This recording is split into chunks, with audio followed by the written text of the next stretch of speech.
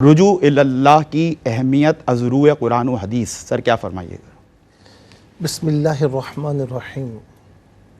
دیکھیں پہلی اللہم صلی علی سیدنا و مولانا محمد وعلی آلہ و اصحابہ و بارک وسلم۔ پہلی بات تو یہ ہے کہ رجوع اللہ، اس کو ہم ایک خاص زاویے سے دیکھتے ہیں کہ اس کا مطلب ہے توبہ۔ تو بالکل توبہ بھی رجوع اللہ ہے، لیکن یہ توبہ لاسٹ اسٹیج ہے کہ جب بندے سے خطائیں ہو جاتی ہیں، عام طور پر گناہ ہو جاتے ہیں، پھر وہ اپنی زندگی میں اللہ تعالیٰ کی جانب یو ٹرن لیتا ہے، تو یہ لاسٹ اسٹیج ہے۔ لیکن جو اس کی بگننگز ہیں، جو اس کے فرسٹ سیکنڈ تھرڈ اسٹیپس ہیں، اس پر توجہ نہیں جاتی۔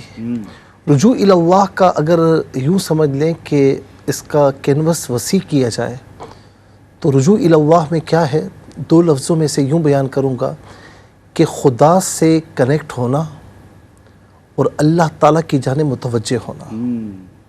جی آپ دیکھیں سورہ بقرہ میں جو پہلا رکوع جہاں پر ختم ہو رہا ہے، وہاں پر آپ دیکھیں تو بلکہ دوسرا رکوع ختم ہو رہا ہے، اس میں آپ دیکھیں یا ایھا الناس اعبدوا، اے لوگو اعبدوا ربکم، کہ عبادت کرو اپنے رب کی، الذی خلقکم والذین من قبلکم، وہ جس نے تمہیں پیدا فرمایا اور تم سے پہلوں کو پیدا فرمایا، تم اس کی عبادت کرو۔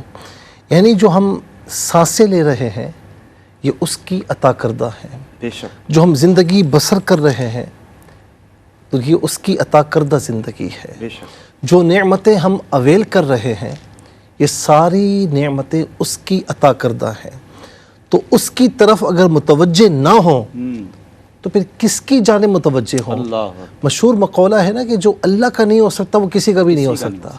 تو جب اس کی جانب متوجہ نہیں ہے، اور یہاں پر دیکھیں آپ اللہ رب العالمین بڑے واضح انداز میں ایک طریقے سے سمجھا رہا ہے کہ جسے ساری نعمتیں تمہیں دی ہیں، زندگی کا ایک ایک لمحہ اس کا عطا کردہ ہے، تو اس کی عبادت کرو، یعنی اس کی طرف متوجہ ہو جاؤ۔ اور پھر آپ دیکھیں کہ ہم جب سورہ فاتحہ پڑھتے ہیں، الحمدللہ رب العالمین الرحمن الرحیم، تمام تعریف اللہ کے لیے جو تمام جہاں والوں کا پروردگار ہے، الرحمن الرحیم، رحمان ہے، رحیم ہے، مالک یوم الدین، یوم جزا کا مالک ہے، ایاک نعبد و ایاک نستعین، ہم تیری ہی عبادت کرتے ہیں، تجھی سے مدد چاہتے ہیں۔ یعنی اس میں حمد و ثنا بھی ہے، اللہ تعالیٰ کی وحدانیت بھی ہے، اس کی بارگاہ میں دعا بھی ہے۔ تو اب یہاں پر آپ دیکھیں کہ سورہ فاتحہ میں زندگی یہ فرما رہا ہے کہ زندگی دینے والا بھی وہی ہے، تو تمام تعریفیں اسی کے لیے ہیں۔ پھر اس کی بارگاہ میں دعا کر رہے ہیں کہ ہم تیری ہی عبادت کرتے ہیں، تجھی سے مدد چاہتے ہیں۔ پھر اس کے بعد یہ دعا کر رہے ہیں کہ ہمیں سیدھا راستہ دکھا، سیدھا راستہ چلا، راستہ ان کا جن پر تو نے انعام فرمایا، ان کا نہیں کہ جن پر تو نے غضب فرمایا، اور نہ ہی گمراہوں کا راستہ۔ تو یہاں پر بھی بات ہو رہی ہے کہ زندگی اس نے دی، نعمتیں اس نے دیں، اور زندگی کی جو ارتقائی مراحل ہے وہ سارے تم اس کی وجہ سے طے کر رہے ہو۔ آج جس مقام پر کھڑے ہو، اگر اس کی طرف سے یہ زندگی نہ ہوتی، یہ سانسیں نہ ہوتی، یہ نعمتیں نہ ہوتی، تو ہم کہاں پر کھڑے ہوئے ہوتے؟ ہم کچھ بھی نہ ہوتے۔ هل أتى على الإنسان حين من الدهر لم يكن شيئا مذكورا، کہ تو شے مذکور نہیں تھا، ذکر کرنے والی شے نہیں تھا۔ یہ رب تعالیٰ ہے جو تجھے اس مقام پر جس نے تجھے کھڑا کیا ہے۔ تو پہلا جو مرحلہ ہے وہ یہی ہے، جو بگننگز ہے، اس کی اسٹارٹنگ ہے، وہ یہی ہے کہ اللہ کی طرف متوجہ ہونا، اس کی عبادت کرنا، اس کا ذکر کرنا۔ اور یہ جو لاسٹ اسٹیج ہے نا کہ جسے ہم کہتے ہیں توبہ، اس کا ایک یوں سمجھنے ایک رخ ہے، یہ اس کا لاسٹ اسٹیج ہے کہ توبہ کرنا۔ تو اس کی بھی آپ دیکھیں یہ بھی رجوع اللہ ہے۔ کیسے ہے؟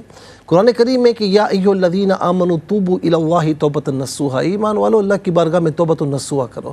اب ذرا سا غور کیجئے کہ آپ ہائی وے پر جا رہے ہیں، طویل روڈ ہے، آپ کو ایک شہر سے دوسرے شہر جانا ہے، اور دفعتاً آپ کو معلوم ہوتا ہے کہ غلط راستہ اپنا لیا ہے، ٹھیک ہے نا، رونگ وے آ گئے۔ اب جب تک آپ وہاں سے یو ٹرن نہیں ماریں گے تب تک آپ کو چین نہیں آئے گا۔ تو یہی میں سمجھانا چاہ رہا ہوں کہ جب آپ چلتے چلتے، وعدہ تو آپ نے کیا ہے، دعا تو کی ہے کہ ہمیں سیدھا راستہ چلا، انعام یافتوں کا راستہ، جو انعام یافتہ ہے۔ اب چلتے چلتے تمہیں خیال آ گیا کہ یہ راستہ صحیح نہیں ہے، یہ شیطانی راستہ ہے، یہ گناہوں سے بھرا راستہ ہے، تو جب تک آپ اس زندگی سے یو ٹرن نہیں لیں گے اللہ کی جانب، توبہ کرتے ہوئے نہیں آئیں گے تب تک آپ بے چین بے سکون رہیں گے، آپ کو چین نہیں ملے گا، اطمینان نہیں ملے گا۔ تو جب تک آپ یو ٹرن نہیں ماریں گے اپنی زندگی میں اللہ کی جانب، اور حدیث پاک کے مطابق اللہ تعالیٰ اپنے بندوں کی اس روش سے کہ جب وہ یو ٹرن لیتا ہے نا، توبہ کرتے ہوئے آتا ہے صدقے دل سے، آرٹیفیشل توبہ نہیں، صدقے دل سے کرتے ہوئے آتا ہے نا، رجوع کرتا ہے، اللہ تعالیٰ کو وہ بندہ بہت پیارا ہوتا ہے۔ میں آپ کو عرض کروں کہ حدیث پاک میں کہ اللہ تعالیٰ اپنے بندے کے رجوع سے کتنا خوش ہوتا ہے، فرمایا اس کی مثال دی، ایک بندہ جا رہا ہے، اس کے پاس سواری بھی ہے، کھانے پینے کی چیزیں بھی ہیں، ایک ایسے بیابان میں آگے کچھ بھی نہیں، سو کر اٹھا تو دیکھا کہ نہ کھانا موجود، نہ سواری موجود، نہ پینا موجود، نہ مشروب، کچھ بھی موجود نہیں ہے۔ اب وہ انتظار کر رہا ہے، کرتے کرتے اس کو موت قریب نظر آتی ہے، دفعتاً اس کی آنکھ لگ جاتی ہے، پھر وہ جاگتا ہے تو ساری چیزیں موجود ہوتی ہیں، وہ کتنا خوش ہوا ہوگا۔ فرمایا کہ جب بندہ اللہ کی جانب لوٹتا ہے نا، اللہ تعالیٰ اس سے زیادہ راضی ہو جاتا ہے۔